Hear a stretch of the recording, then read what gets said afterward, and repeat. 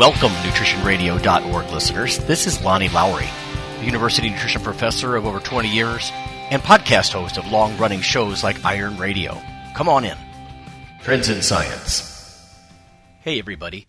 Today we've got a brief science tidbit that's a little surprising, and we'll offer a little bit of analysis, just qualitative analysis on my behalf. This is ultimately from BMJ Medicine.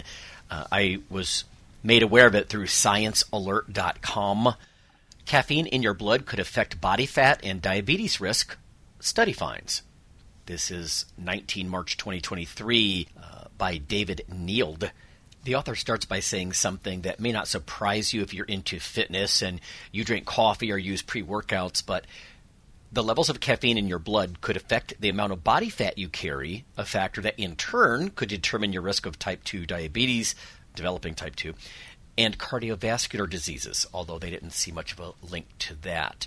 Researchers from around the globe are coming together in this paper that, although it's observational, they use a special technique to try to make it more causal. But this research team, Karolinska Institute, University of Bristol in the UK, Imperial College London in the UK, they're saying that calorie-free caffeinated drinks could be explored as a potential means of helping reduce body fat levels.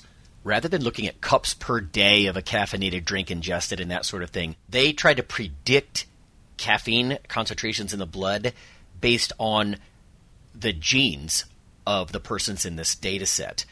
They were looking for that association with lower risk of type 2 diabetes, even BMI reduction. In fact, they say that approximately half of the effect of caffeine on type 2 diabetes liability was estimated to be through body mass index reduction. So we know that losing weight, for example, helps with cardiometabolic health and that sort of thing. So as far as the methods, data was from just under 10,000 people from these, again, they're existing genetic databases, focusing on variations in or near specific genes that we know affect the speed at which caffeine is broken down in the bloodstream. In other words, allowing that caffeine to linger in the bloodstream longer. Now, a weird caveat to this would be that they also would then tend to drink less caffeine in general if they were a slow metabolizer, for example, and they just already had the caffeine in their blood and they weren't seeking more. According to reporting, while there was a significant link between caffeine levels, again, genetically predetermined, BMI, and type 2 diabetes risk, no relationship emerged between the amount of caffeine in the blood and cardiovascular diseases, including things that you might think could be affected, like atrial fibrillation, heart failure, which has high blood pressure as sort of a comorbidity, and stroke. I don't think I'm going to dwell on some of the side effects everybody knows about with caffeine. It's all not roses, right, and rainbows. There's everything from anxiety and sleeplessness and jitters and that sort of thing. I mean, it's a stimulant, and they posit something that I think a lot of us know, that caffeine increases thermogenesis, right, increases heat production by the body, and fat oxidation, fat burning. It's one of the reasons why people do caffeinated drinks, and they're trying to augment a little bit of adrenaline, right, epinephrine release, mobilize fat so they can burn it on a treadmill with some mild cardio, that kind of thing, if they're focused on direct fat oxidation. But those stimulant effects are exactly why I think this is surprising from a diabetes perspective.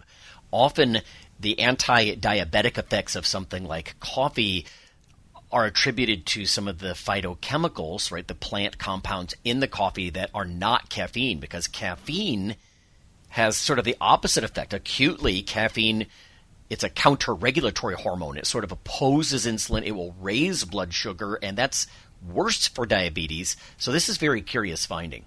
Although the researchers are pointing out that there's already been shorter-term intervention kinds of trials to try to reduce body weight, body fat, right, body mass index, just weight for height, they are suggesting that more research is needed. That's sort of the usual caveat, isn't it? But let's go to the primary literature here. Susanna Larson and colleagues are the authors of this paper, Appraisal of the Causal Effect of Plasma Caffeine on Adiposity, Type 2 Diabetes, and Cardiovascular Disease, two-sample Mendelian randomization study. I'd like to dig through some of this on your behalf here. The setting, genome-wide association, again, looking for these relationships of two single nucleotide polymorphisms, or SNPs, that are associated with caffeine metabolism.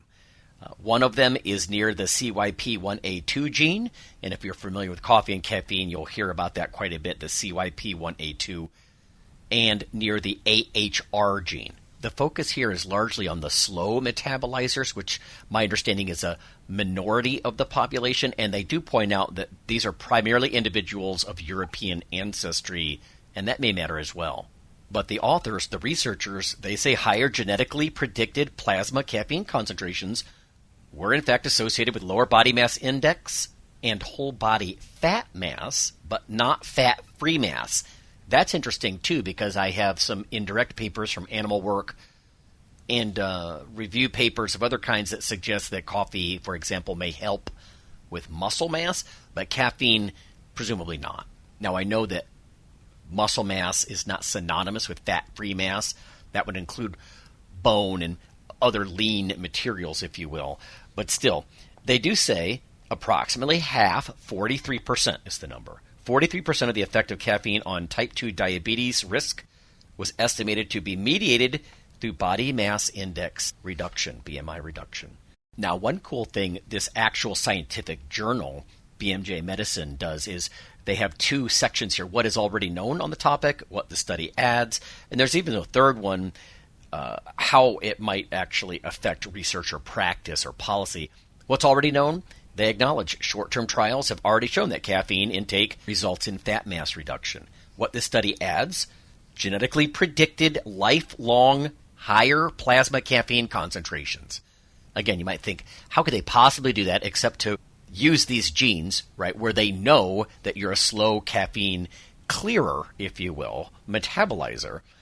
And those higher plasma caffeine concentrations sort of predicted, again, genetically, were associated with lower body mass index and fat mass, as well as type 2 diabetes risk. And again, that's really the crazy one for me, where we're actually seeing caffeine being portrayed as a good guy when it comes to diabetes risk. Again, because acutely you tend to think that caffeine is something that is a hyperglycemic agent, and it worsens, if you will, blood sugar. And their little third category, as far as how it might affect practice or policy, they just play it safe and say long-term clinical studies are needed, right? Intervention trials are needed. I'm curious to see where this pans out.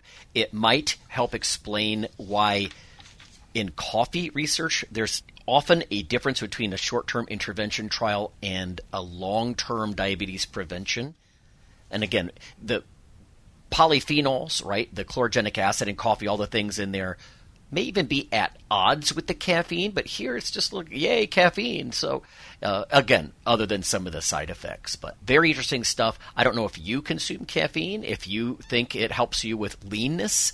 If you do, there's some evidence, further evidence here, that suggests that from this special, if you will, causal look, that you might be on the right track. But okay, that's all we've got this time. I've been traveling, but I wanted to get something out here. Please remember we are on iTunes. Leaving an iTunes review or subscribing is just so important. iTunes is so central. And we're also backed up on YouTube. You can search within YouTube Lawnman07. Thanks, and we'll see you later.